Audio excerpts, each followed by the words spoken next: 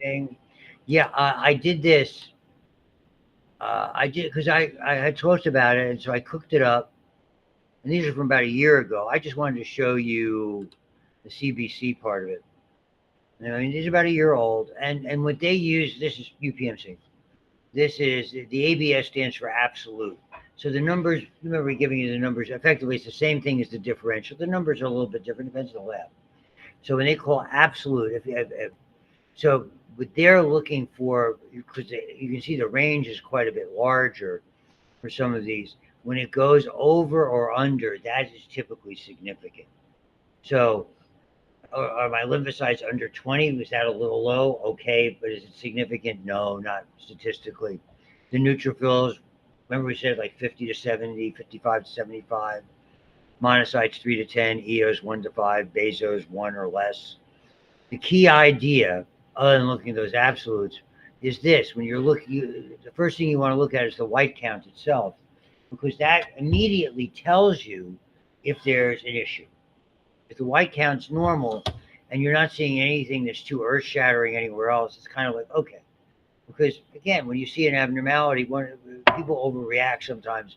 If it's just if it's subtle, or if it's just irregular, rerun. Wait 2 weeks and rerun the test and see what happens. That's fair.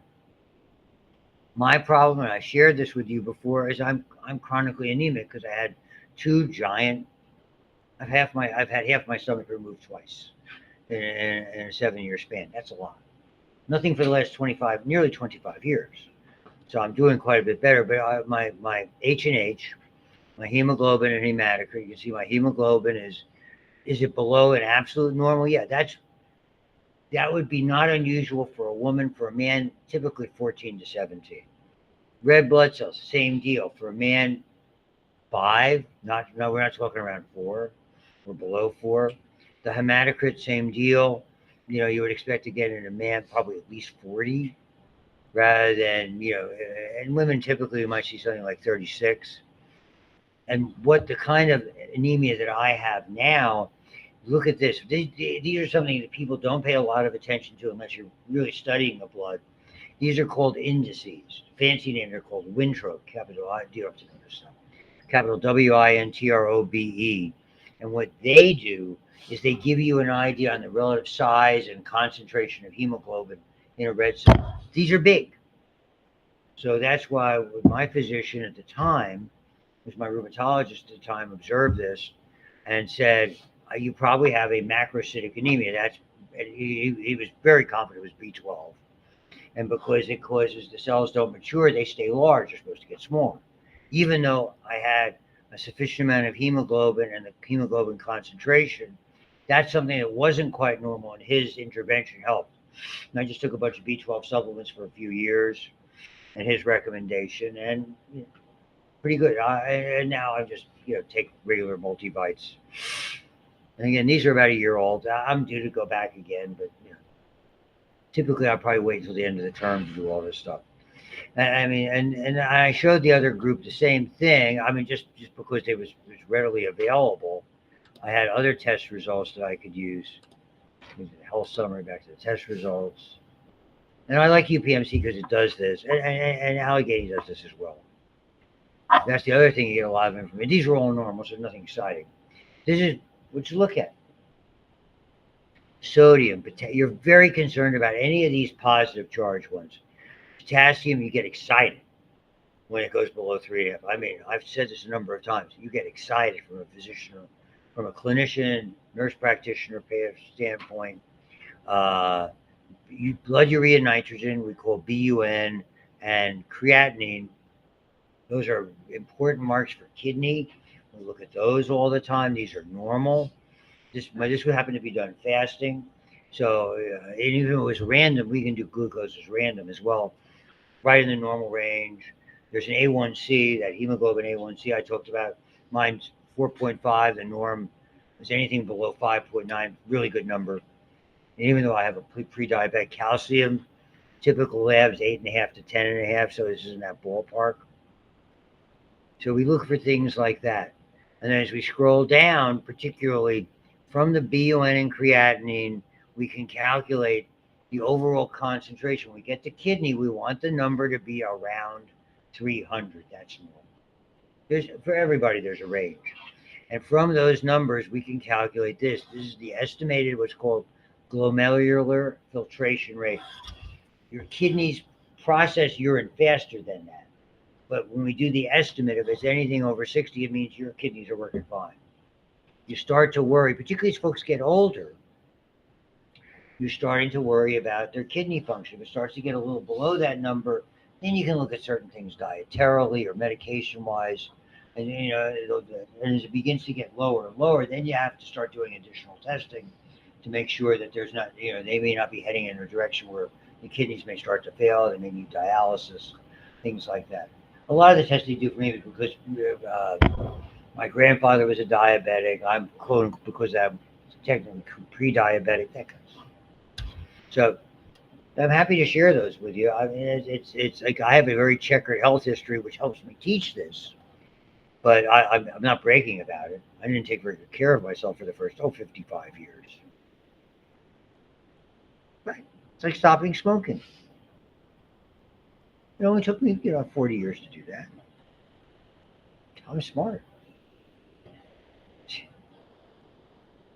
Yeah, you should be. I don't want him for a teacher. He's stupid. He smoked for a living. He's teaching us about physiology. When he gets a respiratory, he probably should search your ears. Moving on. This is blood clotting. That's kind of where we left it. Effectively, and it's a terrible diagram here. I'll fast forward and come back. This is called the clotting cascade. So rather than have me write stupid stuff on the board, this is basically what's going on. You have two pathways. This is called the intrinsic pathway. Intrinsic just means that all the clotting factors are in the bloodstream. Extrinsic means it's coming from something that's not already in the bloodstream. That's when you hurt yourself. When you fall down and cut yourself. When you scrape your knee. When you're in the kitchen and you get a cut. That's the extrinsic pathway. But it's designed to do this. It's not supposed to happen often. What happens is you have an injury that's damaged tissue. It releases chemicals we call tissue factor that all cells, when they're damaged, release. And it's a very quick trip to this central stage we call the factor 10 stage. That's what we use Roman numerals to activating this thing called factor 10, and that causes your blood to clot rapidly from that end. So this is something that happens rarely, hopefully hurting yourself significantly, but the blood clots rapidly because this kind of injury is a big injury. Whether it's something that's going to need stitches or just a badly scraped knee, but it's a significant injury where you conceivably could lose more blood than you would want to.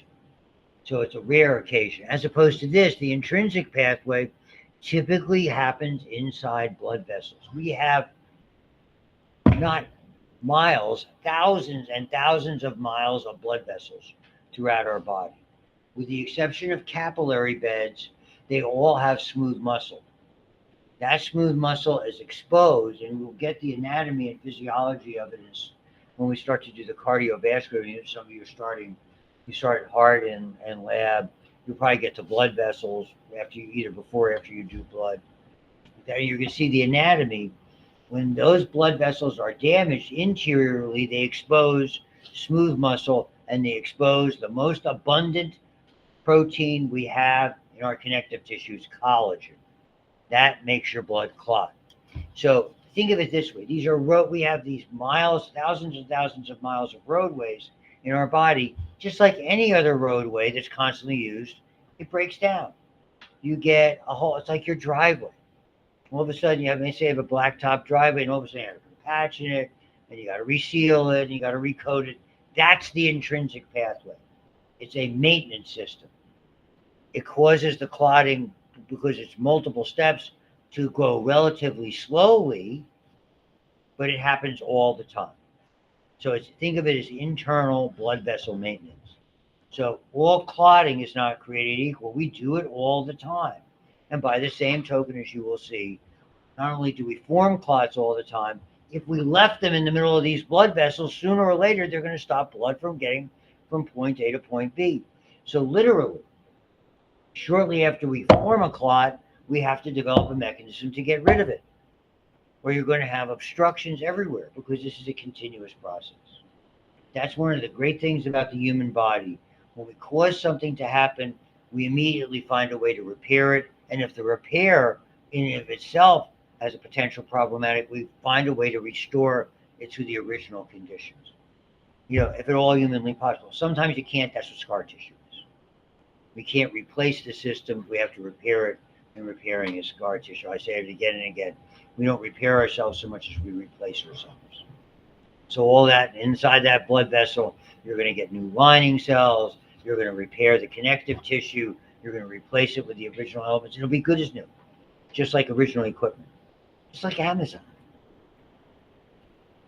Oh, it didn't fit right. Send it back. I ordered a pair of shoes. It was 9s. I needed a 9.5. Send it back. Good as new. Yeah, I have to. Again, next holiday season, I'll be sending you all a notice about Cordy Blue, my wife's Amazon store, just in case you're interested in toys for those little kids who are in your orbit.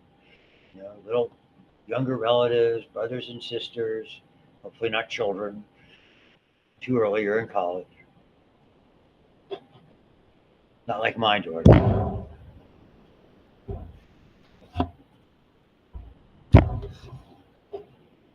So everybody that's the jumping off point. So effectively, this is what happens. We get back to the start. So this is more about those interior blood vessels, not big blood vessels. If it's big blood vessels, usually there's tissue damage. This is the kind of thing. So immediately, when one of those internal blood vessels gets an isolated piece of damage in this little microtubule, what happens? Chemicals are released by any cells, and they cause immediately the net response is called vascular spasm. The blood vessels clamp down. We're going to be losing blood. Okay, that clamping down limits the blood loss. The platelets begin to plug. Platelets adhere to any of the exposed collagen.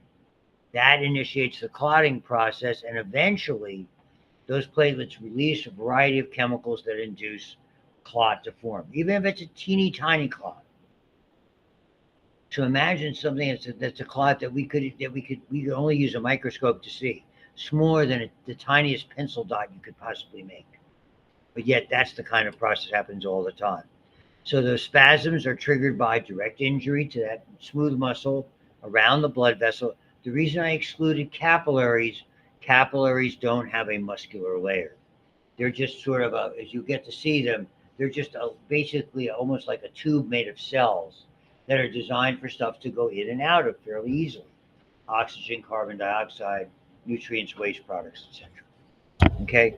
And so there's chemicals released by those cells, chemicals in the platelets, pain plays a role in this.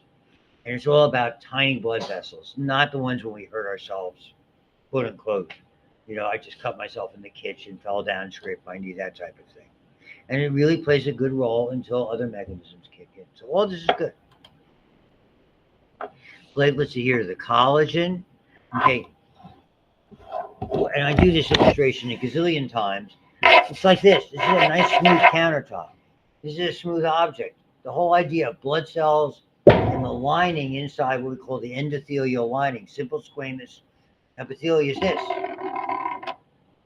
Things roll effortlessly and smoothly. If there's an obstacle and it stops, once things stop, that causes aggregation of platelets and other elements.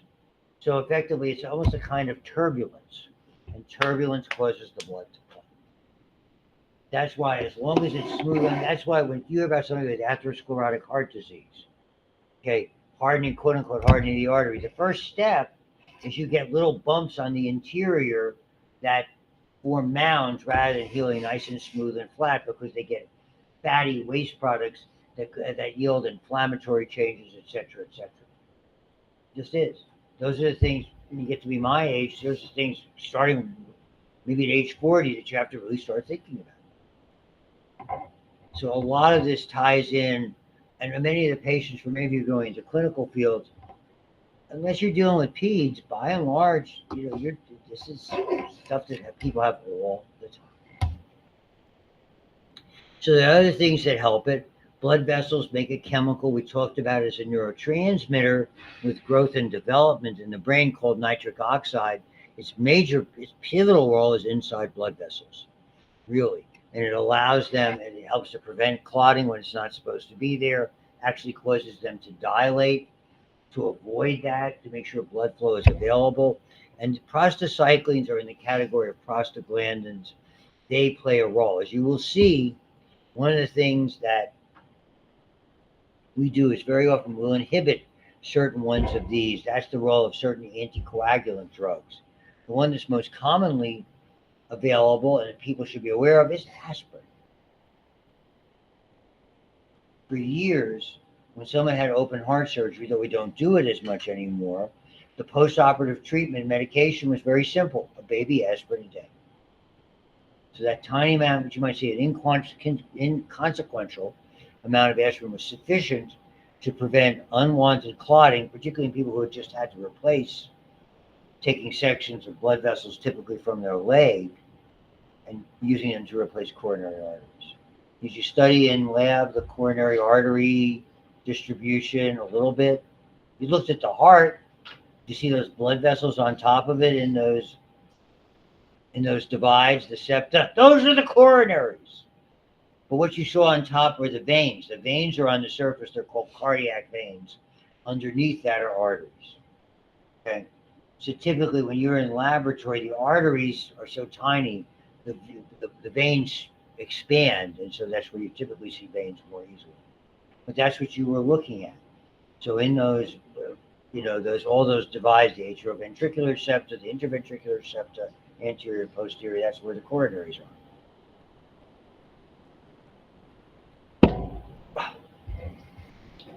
See, I'm here to help. You're allowed to ask me questions even when we're in lab, or shoot me an email if it's about lab or another course. Okay. Some of you aren't fortunate enough to have my unique presentation in micro. And here's another factor. This is another one that stabilizes. My first wife has a disorder. She's got a variant of von Willebrand factor, and she's not healthy now, sadly. But when we were first married, like anybody else, she fell, cut herself. We didn't notice it until she was having a procedure. It was called wedging her ovaries. And that was designed to try to enhance the likelihood of ovulation. We were trying to have kids biologically back in 81. And what happened was all of a sudden, she's in trouble. She has an internal bleed and had to get a transfusion, a couple unit transfusion. She was in big trouble. All of a sudden, she got shocky. And that meant she was starting to bleed internally. Her pressure got lower, her heart rate got high, et cetera, et cetera. And then subsequently found out she had a variation. And what she had to do before she had surgery or a tooth extraction, she had to get those shots I was telling you about of vasopressin, okay, antidiuretic hormone, because one of the side effects, desirable, it increases your likelihood of clotting.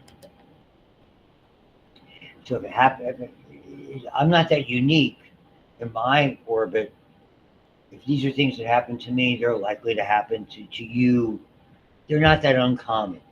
That's doctor speak for you. You run into them over the course of a career, particularly in medicine. So there's other things that play a role. The neurotransmitter serotonin happens to be active chemical in the blood that's involved in clotting. Okay, and again, same thing here. That thromboxane A, that's the chemical that aspirin interferes with, by the way. And as you remember, this is a positive feedback.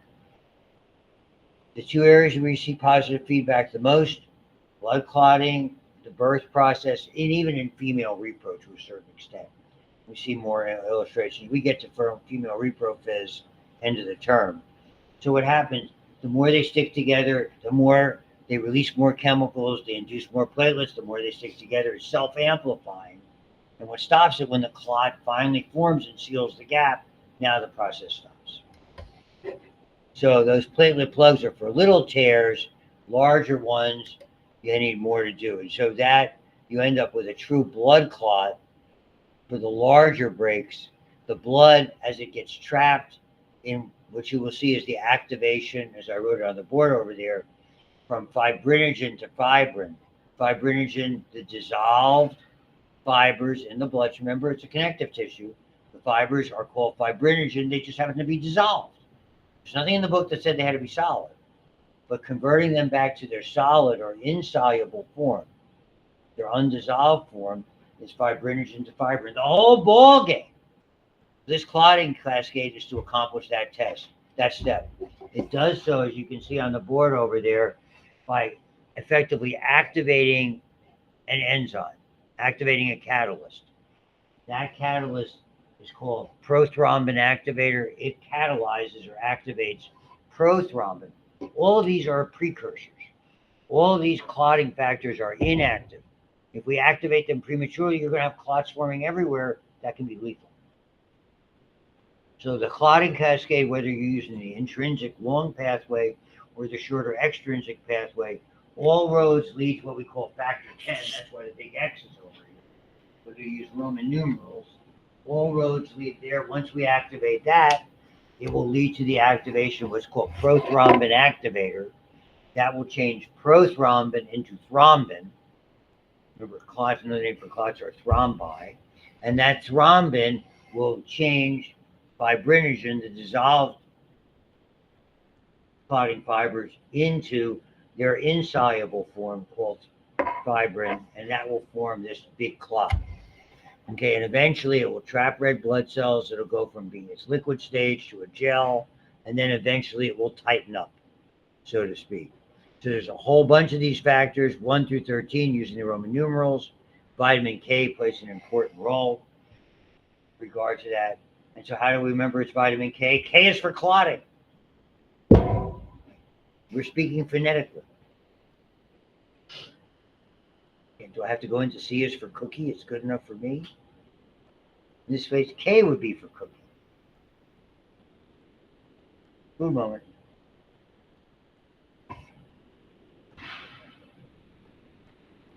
We had shrimp tacos. Oh, goodness. They were like a tempura shrimp with a really wonderful dipping sauce. I mean, you didn't even have to eat them with the taco. Just so good. It may have had something to do with the margaritas. I agree. It may have influenced our decision. Oh, don't judge me. You would have had a couple of margaritas. Drinking age is 18. Mix. Yeah, everybody else nodding. Yeah, I know it is. I can.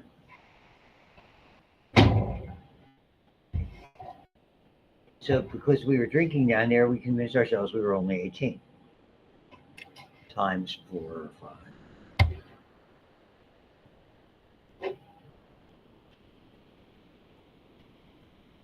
Up here. Spirit was willing, flesh sometimes weak. So clotting factors.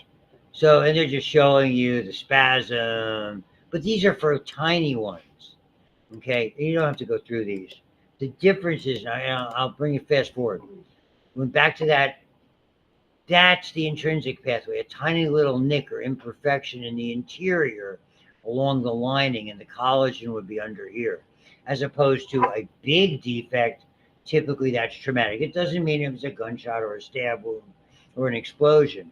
I mean, it's the same thing, you know, falling and scraping yourself, kitchen injury, whatever. I stepped onto something that's activate the extrinsic pathway. So I'll back up. So going through all of those. So these are the two pathways, either intrinsic or extrinsic. Extrinsic means we're releasing a factor that is ordinarily not in the bloodstream. That's why it gets its name.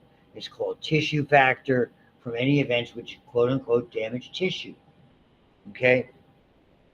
Both of these involve, and when they say procoagulants, that's code for inactive. Again, if they were in the active state, all we would have is clots. So we've got to not only activate them, we have to find a way to get rid of them. And so again, all roads are leading to a common factor called factor 10. And factor 10, and you're going to see calcium plays a role, different other platelet factors, and eventually they'll form that, what I wrote on the board, that prothrombin activator, and voila, as soon as that's active, bang, bang, all of a sudden we're going to have this wonderful clot form. Intrinsic, because they're already there. So particularly platelets that have already been activated, collagen, probably the most common element. Even we could see it, we could induce this if we took glass in a test tube, as opposed by external factors like tissue factor. And another name for tissue factor is factor 3 now. We used to call it tissue thromboplastin. I mean, so they, and that we see that in science a lot. Someone changes a name because it confuses something else. And what makes it faster, it bypasses those multiplicity of steps. But look, what's interesting, calcium, calcium, calcium. Calcium plays a big role. And you'll see this continually in different things that we're going to be talking about previously and in current chapters when we get to the heart calcium. So the intrinsic pathway starts with 12. So we go from inactive to active. Then active 12 activates 11. Active 11 activates 9. Active 9 plays a role with 8 and activates 8. 9 and 8 together will eventually activate 10. So as you can see, there's lots of sequential activities that are there. And you do not have to memorize any of this nonsense. Really. We did it in medical school because you have to do it and then you forget about it. Unless you're going into hematology and oncology. If that's going to be your specialty. I mean, what I was telling about my ex, we went down to the blood bank over by Presby, and when they worked this up, and they did, I mean, she had a gazillion blood tests. They make 2 tiny little cuts. It's called bleeding time. They monitor this. I asked where all the factors were. They gave me a zillion names, and I was like, I couldn't remember it. And this is back 40 years ago. You can only imagine what it's like now. Versus the extrinsic, effectively you're activating factor 7. That's forming a complex with that tissue factor, and again, leading to factor 10. And then you can see that all goes to that prothrombin activator. And so what's it doing? Prothrombin is becoming thrombin. That's what that activator does. And eventually that's going to change fibrinogen, to dissolve fibrous protein, those fibers that are within the plasma itself, making it connective tissue to fibrin. That's the structural basis of the clot. And for all the world, this is what it looks like. A great slide. It's a fishnet. And the red cells get trapped, and it basically turns it from being liquid into a gel, and then basically into a solidified clot. I think it's just, to me, it's just one of the best slides in the whole textbook. So it's really a common pathway that's of significant importance. That's there. So the fibrinogen becomes fibrin. They form the clot, becomes gel, and it even activates something called factor 13. And interestingly enough, that even plays a role in eventually, along with factor 12, of creating the start. Once we form the clot, within about 48 hours, we start to form the mechanism to dissolve the clot. And when we talk about anticoagulants, those are factors that help too. So here you can see calcium again playing a role in stabilizing the clot. And so hopefully you're not in some program where you're going to have to memorize that. I certainly wouldn't ask you to do that. Almost all of these factors, other than the calcium, which is in your plasma, as you saw by my blood work, tissue cells, when they're damaged, everything else comes from the liver.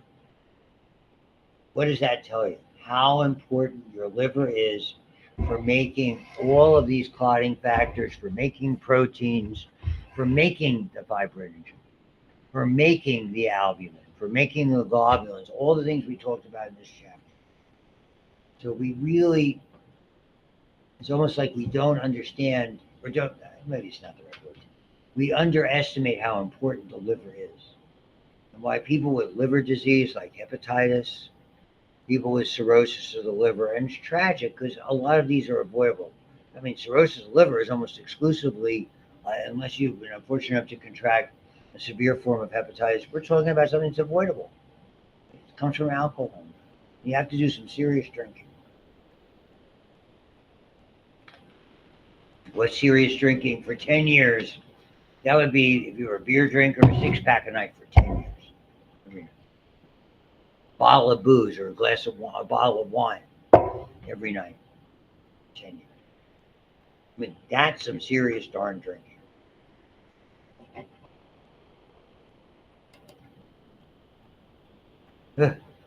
So I am sure at that wedding, my daughter and her friends probably covered at least a year's worth of alcohol just in a weekend. Just saying.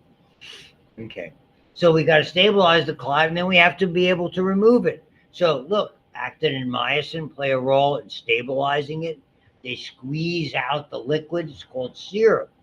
Remember, what serum is? Plasma minus the clotting proteins. Years ago, we used to do that in the laboratory because really we viewed, well, what's so-and-so serum glucose or serum calcium? Now we basically just do it with blood. We don't need to make that extra step. There are certain lab tests where we do want to utilize serum. And what comes there is something else. We get something. This is the foundation of wound healing. Platelet-derived growth factor.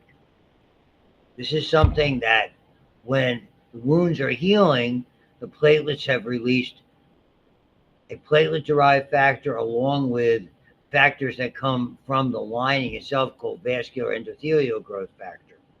And what they do is they stimulate healing. So when wound healing was in its infancy, now it's much more sophisticated. We'll extract people, have people take from their blood, get this platelet-derived growth factor, isolate it, and keep it on board. And a wound healing clinic will basically utilize that to augment other wound healing measures. So, and for years it wasn't controversial, but a lot of times wound healing became sort of in vogue because they thought, well, this is better than having like a plastic surgery repair with skin grafting. The reality was, from a cost perspective, it was probably about equal. Do I want to go to a wound healing center for some expensive treatment every month for the next 2 years, or just have a procedure done? I mean, that's sort of when the insurance industry intruded into the medical industry. And that's sort of an ongoing thing. You guys, unfortunately, will learn about that. A lot of times, physicians, nurse practitioners, all of a sudden, well, I want to do this, but now I have to get permission from the insurance company. It's very annoying. That's one of the factors, one of the reasons I got out of it. I got tired of spending half an hour on the phone trying to justify why I want to do a procedure or do a surgery. Modern medicine, but it's about money, and we have to be wary of it. So here's what happened. We have to start getting rid of the clots, and that happens, as you can see, as early as 48 hours after a clot forms. There's a process, and it involves another pathway. It's called plasminogen becoming plasmin, and the plasmin is effectively an enzyme that'll start to be digestive. This is the agent that our body makes. It's called TPA, the little t, PA for tissue plasminogen activator.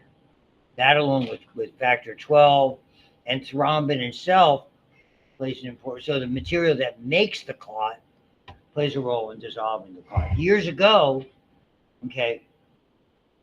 when someone had a heart attack was in progress or a stroke in progress, we would inject them with an extract, if we got to them in time, from, of all things, Streptococcus pyogenes.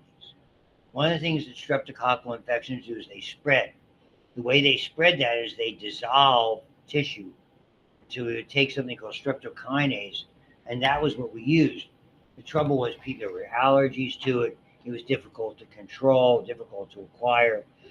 Most emergency rooms now have this tissue plasminogen activator. We make it genetically, just the way we make oxytocin or pitocin or vasopressin, like those injections my ex would have to get for surgery. It's relatively straightforward. And in areas where they have this, if someone comes up with a heart attack in progress or a stroke in progress, we can insert a catheter in an emergency room or in a short procedures unit and basically release this chemical by way of a catheter, and we can hopefully stop them from having a heart attack, which could be life threatening, or a stroke. So, and it's happened with with an aunt of mine, because there's an abundance of elderly people in Florida, as we know. It's a retirement area. I'm sure it would be the same thing if it was in Phoenix. Or think of areas where a lot of people retire. She was in a retirement community. The hospital, there's an abundance of hospitals close at hand. They got her there in time to use the TPA and stop a stroke from happening. And she lived, without any complications of that for a number of years. I mean, she's gone now, but this happened probably when she was in her mid 80s, and she lived to be well past 90. So now it's much more available. Okay, and these are things that will get rid of the clotting factors that are there. Really, what we begin to see this, you'll become familiar with heparin. When you start an IV nowadays, if we just want the IV. We want the catheter in so we can start the IV. I just went right before the first Tuesday after we had class, and I had a endoscopy done. It was a follow-up. So the nurse, when I got into the intake, this is over at North Hills Pasadena, the usual stuff. They do their vitals, boom, and they immediately started an IV, and it was what they call a heparin lock, meaning as soon as the IV was inserted, they flushed it with heparin, clamped it, basically put a top on it, and that was all they were going to do is give me the intravenous when I got into the procedure unit. That's the way they were going to administer the sedation. When I woke up, basically it was still there. I had an IV running. As soon as that was gone, I was discharged. Half an hour afterwards, easy. And then he pulled the IV. So a lot of times that IV will be in there, and you as a nurse or you as a clinician, somebody in practice will flush it with heparin, because inevitably tiny clots start to form, and that heparin will wash it away. And heparin occurs naturally, even though we have it ourselves. We can make the heparin and utilize it from a pharmaceutical aspect of things. There's other things that are there that prevent it. Okay, vitamin E is one of those factors. A lot of people take vitamin E supplements, particularly as we get older, because it has a lot of impact fighting those toxic derivatives of oxygen. And we worry about the things that tend to be more pro-cancer, pro-inflammatory agents. So this is one of the things that many of you will be telling patients not to do. 2 weeks before a surgical procedure, okay, I didn't have to have it for this, but you'll tell them, okay, no more vitamin E, no more vitamin D, because those fat-soluble vitamins, they typically have a combination of factors that will lead to a potential for excessive clotting. We're going to have to stay away from aspirin products. Well, what do I do if I get a headache? You have to take Tylenol. It doesn't have that problem. These are all things you'll learn about, okay? So it's formed when vitamin E reacts with oxygen and is a very potent anticoagulant. So, so this is a very common supplement to people, particularly as they get older. And this is one of the things we deal with a lot, this thromboembolic disorders. A thrombus is a clot. When it breaks off, it's called an embolus. Okay? So if a thrombus, and they typically form in your calf when you're in bed for long periods of time, it will embolize and break off either all of it or part of it. And because the blood vessels are getting larger, as it makes its way to the heart, they don't start to get smaller again until they're on the way by way of the pulmonary artery to your lung. That's what we call pulmonary embolism. And it can be immediately life-threatening. That's one of the reasons when you have patients in bed for long periods of time, they'll put thromboembolic hose on them. They'll use these what we call sequential compression devices. So you'll be mimicking walking, even though the person can't walk. For the most part, that's why we don't keep people in the hospital very long. We get them up right away, discharge them, if not that day, the next day. You want them to be ambulatory. That is what prevents clotting. Long periods in bed. When I was very ill and had major surgeries, they had to use those squeezers on your leg. Just did. So imagine how sick I was at not even 50 years old to have had this done on not one but two different occasions. And I'm the picture of health now. And this is really an oddball. You all learned about gram negatives, many of you in micro. Gram negative bacteria, when they're not supposed to, like appendix rupture, or there's a rupture from a tumor in the bowel or in the genitourinary system, you get what we call gram negative sepsis. One of the complications of that is this, DIC. And if someone's undergoing DIC, they are in big trouble. If that happens, it's a real battle to make sure they don't succumb. So there's lots of different ways. And it's like this. You have to make sure that their blood can clot, but when we don't want it to clot, we have to take steps to prevent it. But when we want it, we can't take those steps too aggressively or they won't clot. So it's like, and a lot of medicines like this. There's a lot of that, not enough, too much, just right. So you'll be utilizing heparin is something you can do by injection as a short acting time. When we send them home, for years we sent them home on something called Coumadin. And Coumadin, these products, you had to monitor you have to do blood tests almost every other day to make sure that their levels are appropriate. So surely, even if they were home taking this medication orally, you were having them go into the lab, whether an outpatient lab like Quest or going to the hospital lab, probably weekly, if not twice weekly, to make sure you were getting their levels so you could constantly, and you would see that in nursing homes do this all the time. So you're constantly monitoring that, calling in the results to the physician and saying, do we need to adjust their Coumadin or their medication? Just do it. This is part of it. So thrombus is the clot, and it can break off and embolize. Embolisms can be immediately life-threatening. There's lots of factors. Stasis is a big one. Blood staying in one place. That's what happens with immobility. That's why even you're doing physical therapy at bedside, you're trying to even simulate motion. So here are just some aspirin, very useful in lower heart attack incident.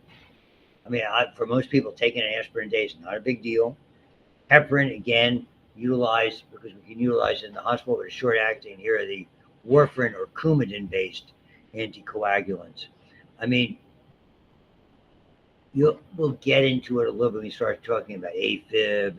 You see all these commercials on, well, if you're not being treated for so-and-so with AFib, you can take this. Nowadays, we use agents that kind of make the red cells and the platelets less likely to aggregate. Okay? Rather than trying to impact the clotting cascade, we're just trying to make them flow a little more easily, and they're a little less complicated. They were in their infancy when I basically started to learn about pharmacology 50 years ago. So, and this isn't something else. Some people don't have enough platelets. If we went back and looked at my blood test, you will see they were adequate, meaning they're about 170,000. And normal, I mean, as long as you're in that normal range, they're fine. You're not better if you have 300,000 to buy 170,000, as long as they're normal. But a lot of times, this will cause tiny, and you'll see an illustration of petechiae. There's a lot of things that can lead to it. This is something that's relatively common when people are having cancer or radiation treatments, cancer chemotherapy, etc., and because it can lower their platelet count. A lot of times, this is one of the things for like my dad, when he unfortunately didn't survive open heart surgery, I tried to be a platelet donor because I had been exposed to hepatitis ages ago. I couldn't be. So my cousin came in and basically became a donor to replace those platelets. So they tested me to see, but they wouldn't. My blood was not sufficient. This is what petechiae look like. Sometimes they'll be large, and they have different names. It's very interesting. Purpura are like big clusters. They look more like blotches of pigmented things like that. But these are classic petechiae. A lot of times we see this because of allergic phenomena. Liver function plays a role. problems with vitamin K, liver diseases. We're stopping here with the other group, and we're about right. I didn't want to start the hemophilia until we got there. It's really important. So thanks a lot. Have a great weekend. We'll begin with that on Monday.